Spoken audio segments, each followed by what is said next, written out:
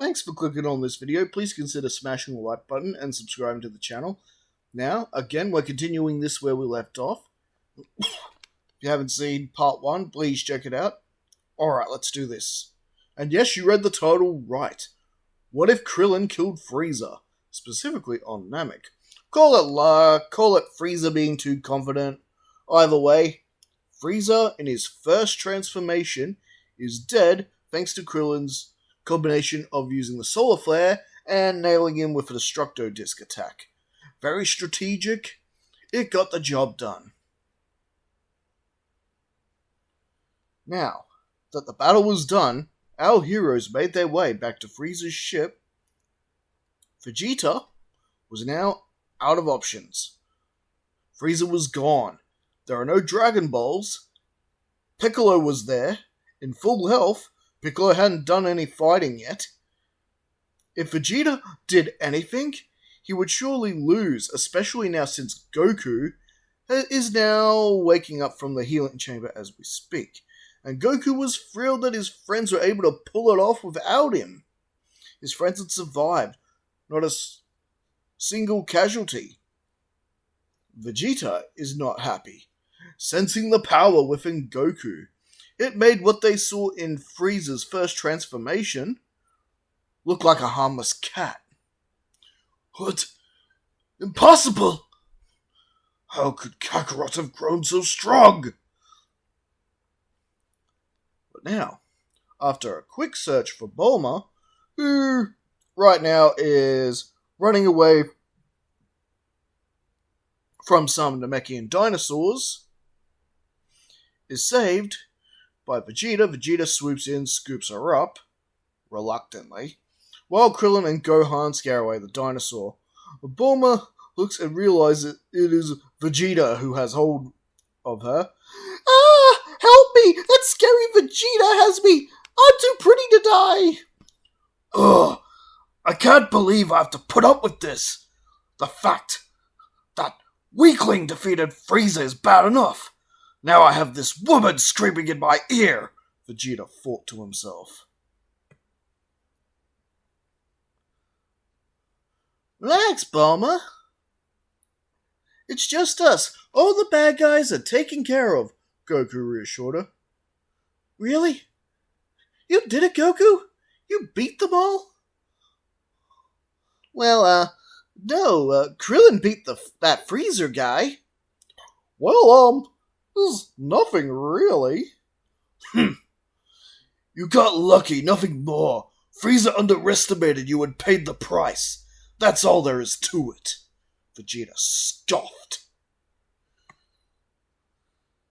His voice and tone full of defiance. It is then King Kai gets his message from Kami. Ah, yeah. Right, Kami, what's up there, buddy? You've been resurrected? That's good to hear. Oh yes, we're sending Mr. Popo to gather the Dragon Balls in order to bring back Tien Shinhan Yanchab. However, Chaozu can't go back because this is his second time round. You know, that whole conversation. Yeah, you know what? I've got a better idea. Can you wish I'd bring back the Namekians? I'm sure. Even Guru? But wasn't Guru's death, natural causes? No, he had died of heartbreak because of everything Freeza and his men did. I would call that murder. Well, it's a slippery slope, I guess, but we'll try it. Okay, Kami, I'll go ahead, grant the wish. Can you go ahead, wish back those Namekians, including the outer Namek, if you can? I don't know if I can, but I will try anyway. Your wish shall be granted. Woo! And Namekians are back. Whew, catching my breath a little bit. And, well, as Porunga begins to rise again, because yes, the plan did indeed work, Vegeta gets a little excited at first. He's thinking at first that maybe he can get his immortality and put Kakarot in his place. As well as this Krillin who's acting all high and mighty just because he beat Frieza. However, he realizes, for one thing, Goku's not going to let him do that. Goku is way too powerful for Vegeta at this point. After all, remember, Krillin never put a hole in Vegeta, and Dende never healed him, so Vegeta doesn't have that Zenkai boost. And even if he had, he wouldn't be able to fight Goku, especially with all his friends there. That would be suicide!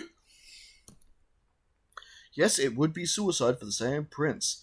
So, like the original, Dende uses the wish to evacuate the Namekians and everyone else on the planet back to planet Earth.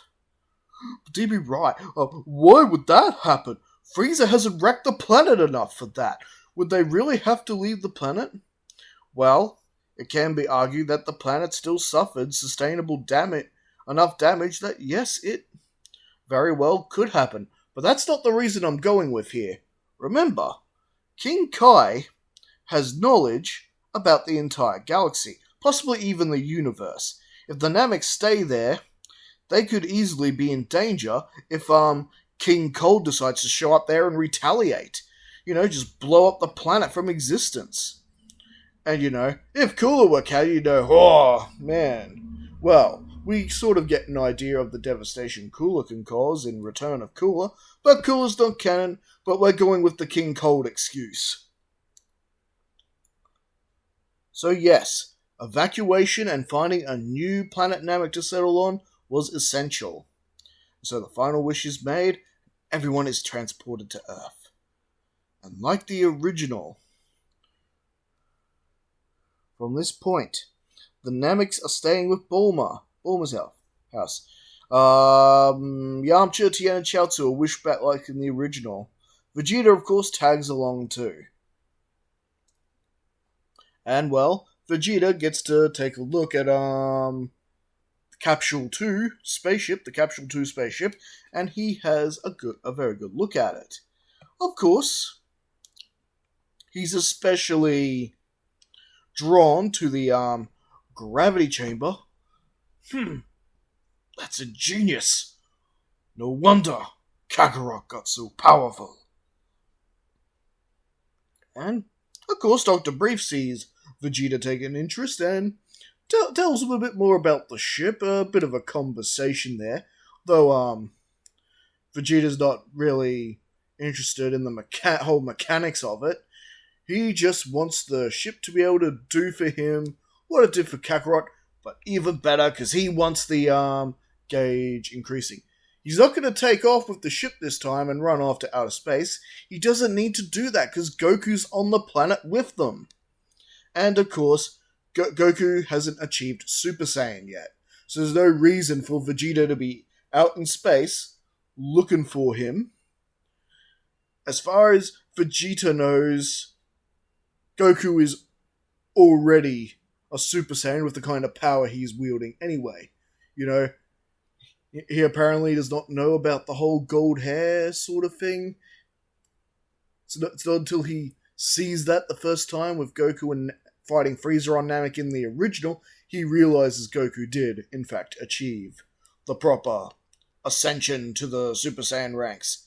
Anyways, enough of explanation. Let's get back to the story, please. So, the Namekian year goes by, and the Namecs relocate to New Namek. Earth enters a new era of peace, and Goku is already back on Earth. Now, we head into this alternate version of the Garlic Jr. saga. Starting, of course, with Garlic Jr.'s assault on the lookout. And, of course, Kami and Mr. Popo being captured. And, of course, Garlic Jr. is about to release the Blackwater Mist, which makes people turn into evil, violent, savage people who basically, really, they'd be the perfect subjects for King Piccolo back in the day. Now, as for Krillin meeting Marin, his non-canon girlfriend who looks suspiciously like Bulma. Basically, you could say was Bulma, just reused from the old Dragon Ball series. Anyways, now they had met in different circumstances in this timeline. Now, Not that we ever knew really how they met in the anime either, but since that is an unknown, we could definitely get a little creative with this. Now, since Krillin knocked off Frieza, Krillin's confidence in himself has really skyrocketed. After all, this is What If Krillin killed Frieza, which means Krillin's the star of the What If. So, we gotta talk about Krillin at some point, right? Oh, I don't know. I think we'll talk about Goku. No. This is Krillin's show. Go Team Krillin. Yes, skyrocketed. You could say he's training almost as hard as Vegeta is at the moment. On Roshi's Island, throwing Kamehamehas at the waves, all that stuff.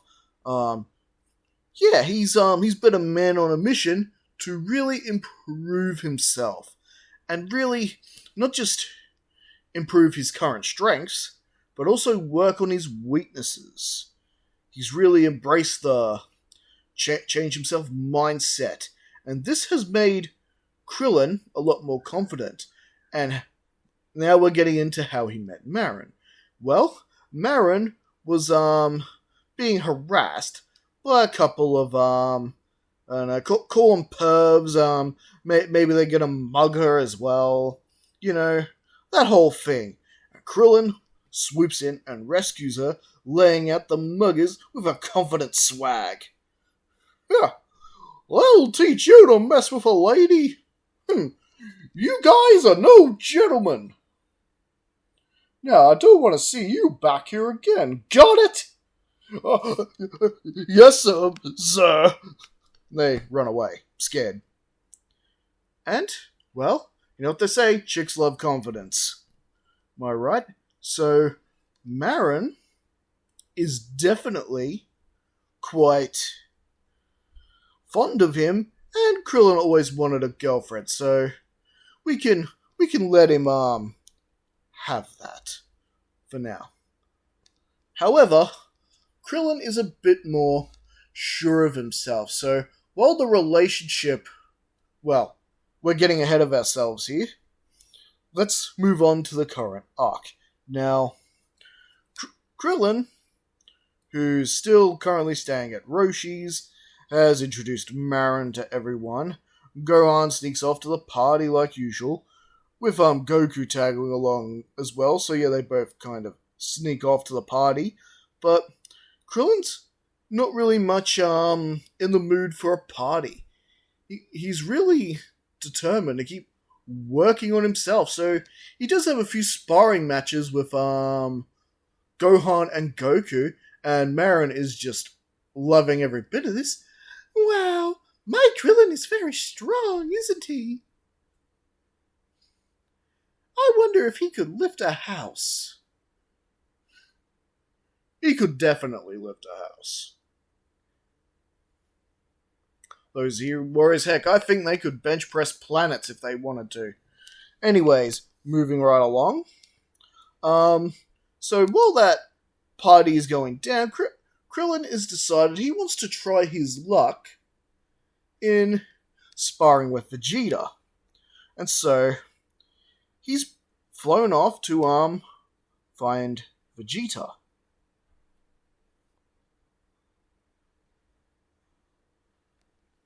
And like I said, Vegeta is also begun getting more into his training.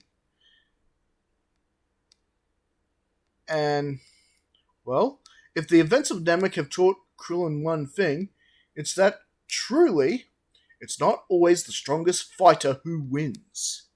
And so, he really wants to test out what he's taught himself over more or less the last few months, previous year, you know, whenever Garlic Jr. is supposed to show up before King Cold's future arrival. So, basically, Krillin lands at Capsule Corp, and he happens to find Vegeta, who's on his way to the Grav Chamber now. And Krillin just humbly asks,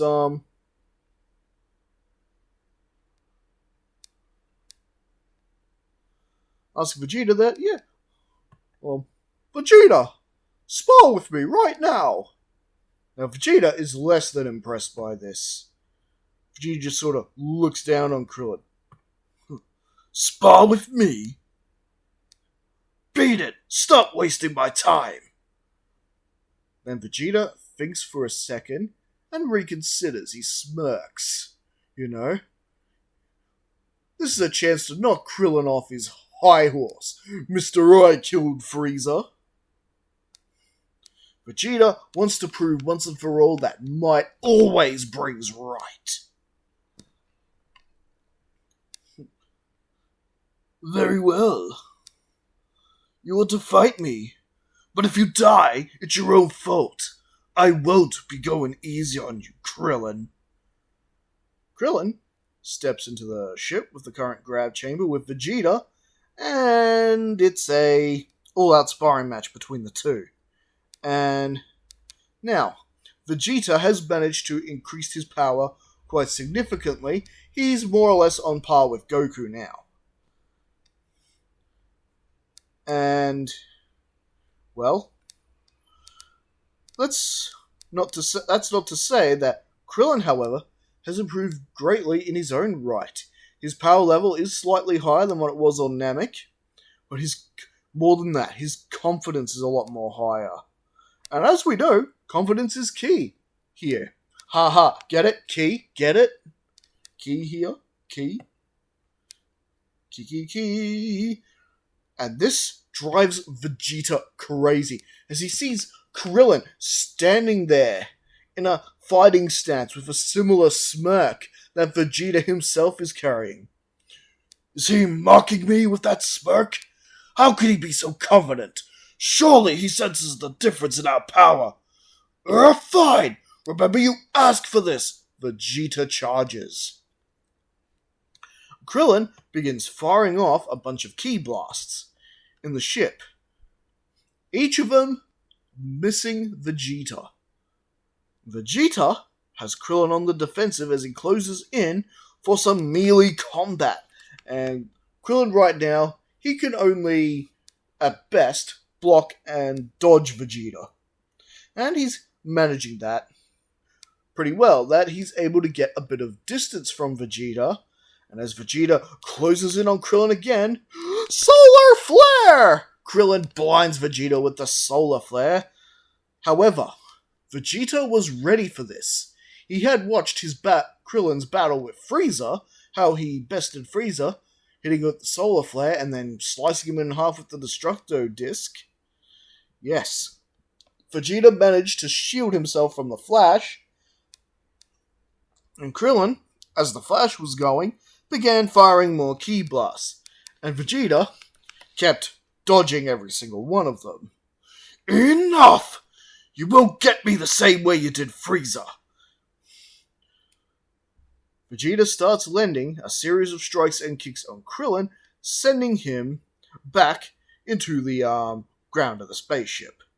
Vegeta plants his foot on his chest, him smirking, reveling. He thinks he's won. You see, Krillin,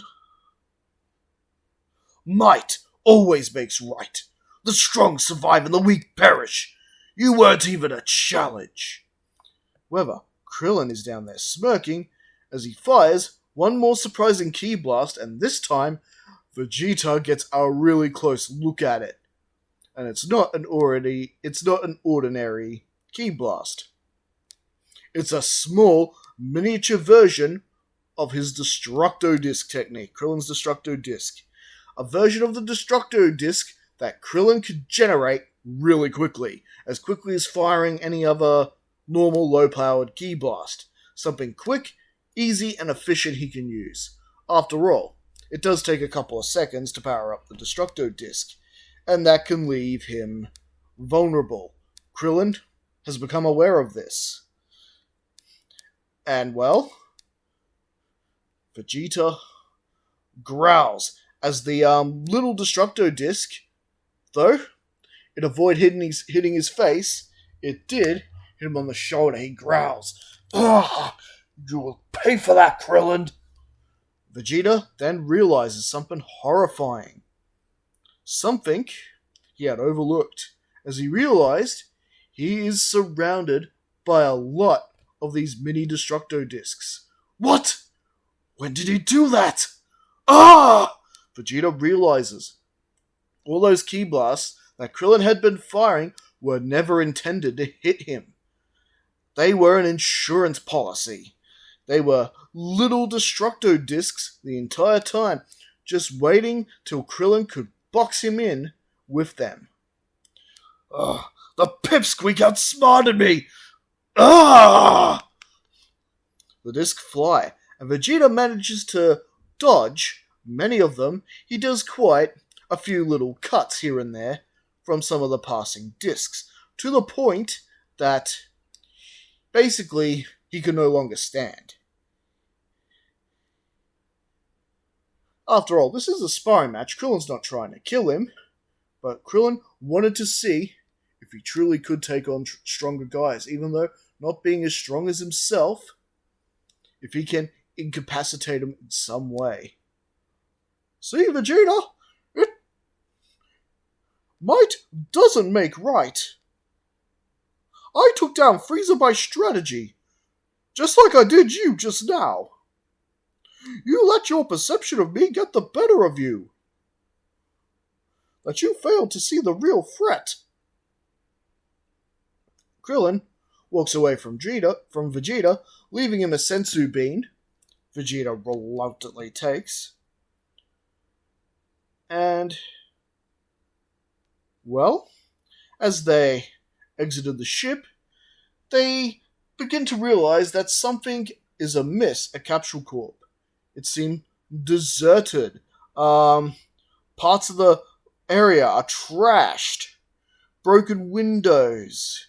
As if a hurricane had been through it during their little sparring match. The skies were pitch black.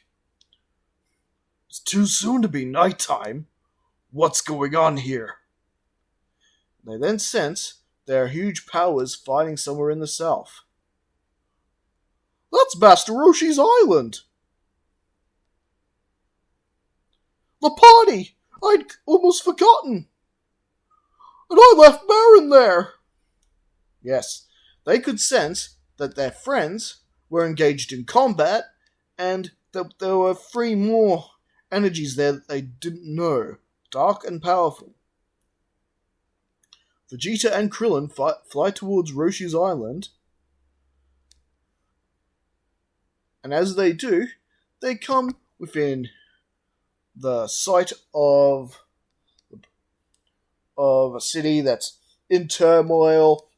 People are rioting, fighting, and practically killing each other.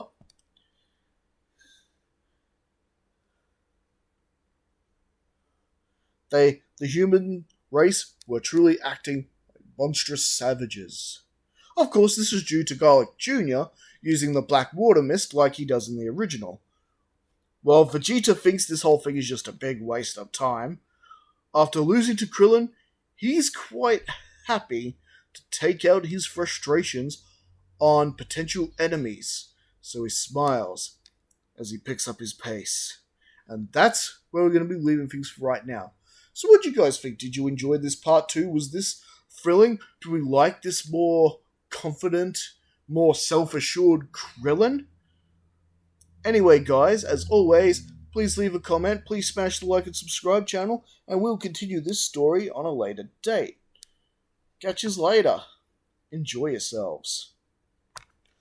I definitely added some improvisations into this. I got carried away with my voices a little bit, but at least I did stick to mostly the script. Oh, well, it's fun to improvise a little bit and have a bit of fun with it. Anyway, see yous.